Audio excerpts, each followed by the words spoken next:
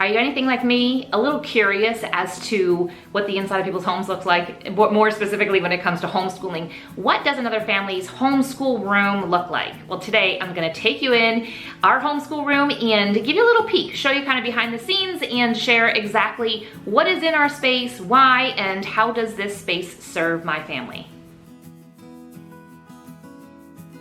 Today, I'm gonna give you a tour of our homeschool room. I'm gonna put that in quotes, homeschool room. But before we get started, I'm Leigh, welcome to my channel. Thanks for being here. This is the place where I share, well, today I'm gonna share with you our homeschool room, but I share tips and tricks behind the scenes, our homeschool curriculum, our why, all the different reasons in an attempt and hopefully to encourage you in your homeschooling journey. If you have not already, go ahead and hit that subscribe button. Let's get started on today's video.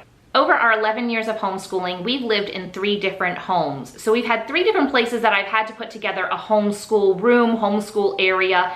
In our first home where we began homeschooling, we had at least 2 different places as home-based sort of thing for our homeschool. And then in our next 2 homes, including this one right here, we have a specific space that is carved out and it is just for our homeschool space and we haven't changed it up at all.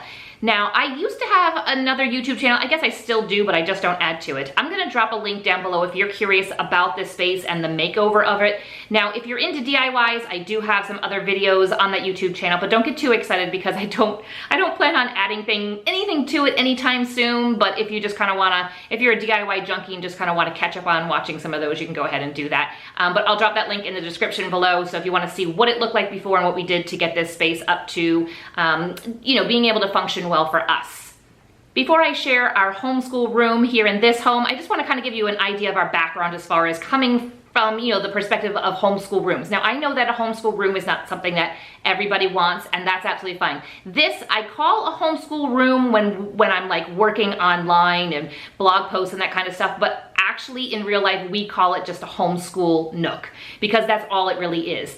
Behind the camera, behind where you are here right now is our kitchen, and this space is completely open. The size of it isn't anything bigger than, say, a hallway. I guess it's maybe a little bit wider. It works for us. It would have otherwise been just a dead space, didn't have any other use for it, but when we were looking at homes, I knew instantly this is where our home base, our homeschool nook would be. Right off to the side, there's a door that takes you out to our back porch and then to our backyard. So it is not a lot of space, but for me, I enjoy having a home base. I want somewhere that I can put everything, and that just goes with my personality. Again, maybe you don't desire to have a homeschool room, or maybe your home just doesn't have the size for it. That's fine. There's a lot of different varieties. You can have a cart, you can have just a shelf in your dining room. There is no right or wrong. But today I'm gonna share with you our homeschool nook in hopes that it encourages you, maybe inspires you, gives you some ideas to incorporate into your home. Again, no homeschool room, no homeschool family looks alike, but it's really, I think it's great when we can take inspiration and ideas from others and incorporate it into what will work for our home.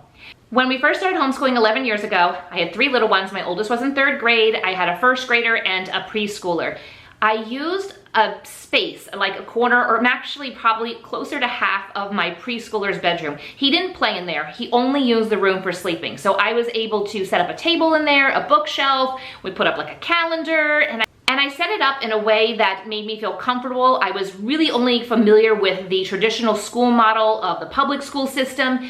And so I set it up kind of in a way, we did it at a table, we didn't have desks, but I hung up posters and that kind of stuff. And that worked for us for a year, and then it just wasn't working anymore.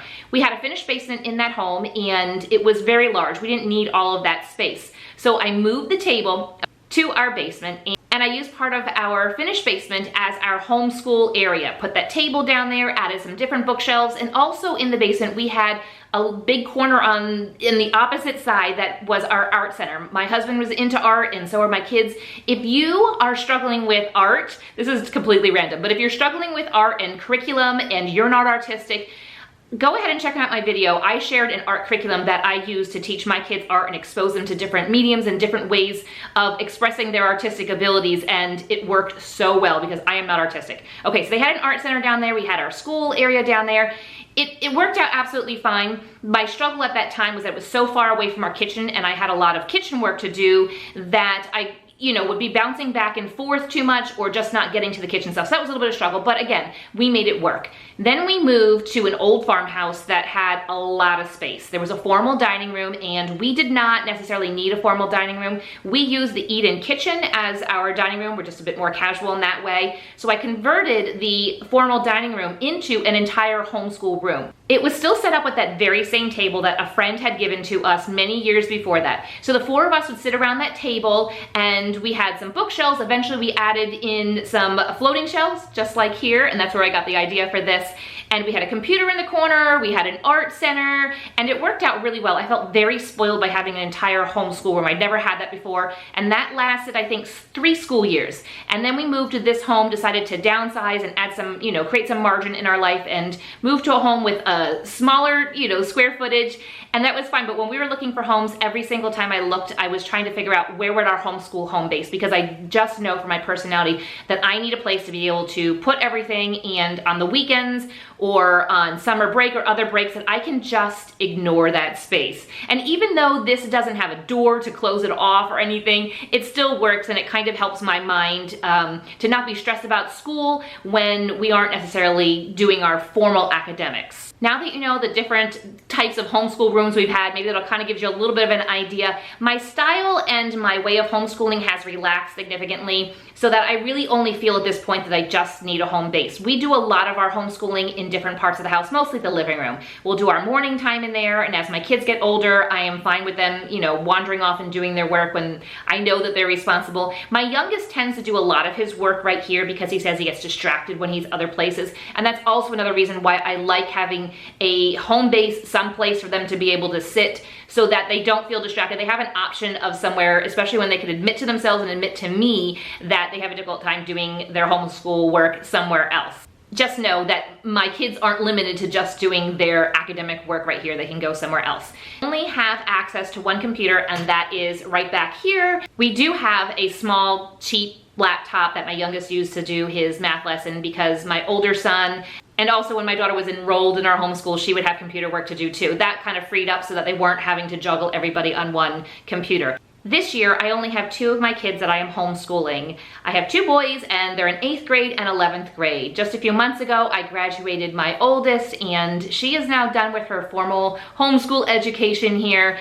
So it's been a little bit of an adjustment, and every single homeschool year is actually an adjustment. And for me, I think this has been a really big adjustment. You often think as kids get older, there isn't much of changes or anything, but there really is. When one graduates and moves on to do other things with their life, there is an adjustment. So I set this area up here. It only has room for 3 desks. The funny thing is these 2 black table desks that are here, they came from our art center. My husband built them many years ago, probably over 10 years or more ago. He built these, and I painted them black to fit in this space. And then that last table is just like an antique find, something that I had for a while. Now, when I had all 3 kids, and if they were all happening to sit here, then yes, they all had their own space. Now that I have the 2 boys, they kind of have their own space, and then the computer is open, and they can kind of jump back and forth for where they want, depending on what type of subject that they are doing. Right above each is their own books, their own textbooks, their own workbooks on the shelf right above where their stuff is, so that they each have their own space. There are also some supplies, pencils and calculators and markers and, stapler, all kinds of different things that possibly we could use or need during the school day. And above the computer, we have our printer. As I mentioned earlier, my daughter's no longer doing homeschool with us, and this year has been a bit of an adjustment. By reducing the amount of kids that I have, I don't have as many textbooks and notebooks and workbooks and all of those things anymore. So sizing then to 2 kids, I found that I had more space. I also used this summer, right before we started school, and I went through the different baskets. I had tons of art supplies, and I went through all of those things and took out the things. It turns out I still had Play-Doh and some of these things that we just hadn't used in years. So I really downsized and went more minimal with the things that I was holding on to. Kept the art supplies that they will use, but there were some things that I still had from when they were younger in homeschooling, and just kind of thought maybe we would use that, but we didn't. So what I ended up being able to do was to add more space to the top shelf. And we have tons of extra books. I have on my list of plans, like DIY projects, is for James to add some bookshelves in an area that I call our library. I still call it a library, but there really aren't any books in there, just because I'm hoping that by calling it that, it'll become that. But until then, I just have all of our books stored away in boxes. But I decided to pull out some of those books that possibly we might be able to use this homeschool year, or just might be good reference books. And I was able to line them all up on the top shelf, which is the first time I've been able to do this. We have been jam-packed up until this year with all of our homeschool supplies. And I don't hold on to a lot of things. I let things go. As my youngest moves on from each grade, I end up either passing on the different curriculum, the different textbooks, just the different, resources that we've used, or maybe I sell them, but some way I usually get those things out of the house. So really I have every year have been able to downsize a little bit, and this year was a big downsizing by, moving her out from doing homeschool and giving us more space to be able to display and put out resources that we can easily pull down and use throughout our day. And hopefully maybe they might just grab one of those books and read it. It's kind of just my way of hoping maybe they will, but I'm not quite sure. What I have found is that if I assign a book to them to read during their formal school hours, then they will read it, but they won't necessarily pick it up on their own. And that's fine, that's all right. I still get them to read the books that I want them to read.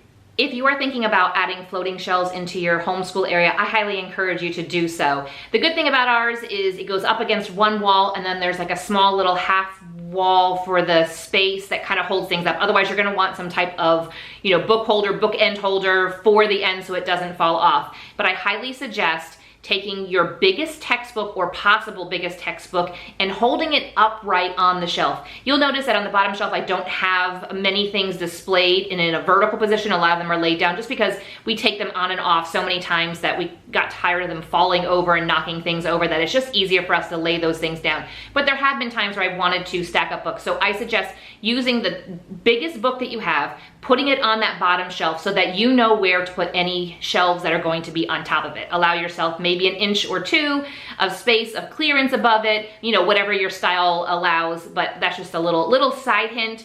We'll just say that we've learned that from experience. My style when it comes to a homeschool room has just become a lot more minimal. That also comes from just having older kids. I don't feel the need to have posters or signs or anything. I have thought about putting a little bit of artwork in this space, but there's just been too many other things to do that. And again, my boys really don't care if it looks nice or not. They want to get their formal education done. They want to have time to be able to explore their own interests, get outside. So to them, it doesn't really matter what the space looks like. For me, I like everything has a place and everything in its place once in a while. So they do know when I say, okay, we need to do a cleanup on our homeschool room, let's get this done. So again, this homeschool nook is a home base for all of our academic work.